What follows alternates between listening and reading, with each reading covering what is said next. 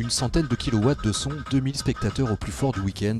Voici la version clandestine du festival techno organisé depuis 6 ans en Loire-Atlantique. Des passionnés qui n'ont pas hésité à braver l'interdiction de la préfecture. Aujourd'hui, ils plaident leur bonne volonté.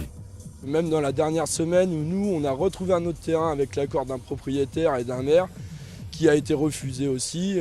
Ce qui nous a poussé, comme on a dit dans la lettre qu'on a envoyée au préfet, à nous pousser à faire de l'illégal, comme ce qui se passe ici aujourd'hui. Une illégalité qui a évidemment des conséquences. Dimanche soir, une partie du matériel de sonorisation a été saisie sur la route du retour par les forces de l'ordre. Ce matin, plusieurs agriculteurs ont déposé plainte à la gendarmerie. Les festivaliers avaient pourtant pris soin de ne laisser aucun souvenir de leur passage. Certains en garderont un bon, comme Roland, 68 ans.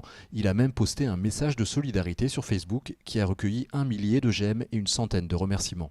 Oui, je suis allé au festival techno, j'ai regardé un petit peu. Non, mais en fait, tous ces jeunes, bon, bien sûr, ils ont des looks un peu impressionnants parfois pour certains, mais dans le fond, ils ressemblent à mes enfants et à mes petits-enfants, à mes neveux, à mes nièces. Ce sont des gens qui... Écoutez, moi, il y a 50 ans, quand je faisais du rock là, avec Elvis Presley, Dick Rivers et compagnie, c'est pareil, on surprenait nos anciens, mais faut bien que jeunesse se passe, enfin. Et pour que jeunesse se passe, la préfecture a promis des suites judiciaires à ce passage en force. Depuis 6 ans, les amateurs de techno jouaient pourtant la carte légaliste.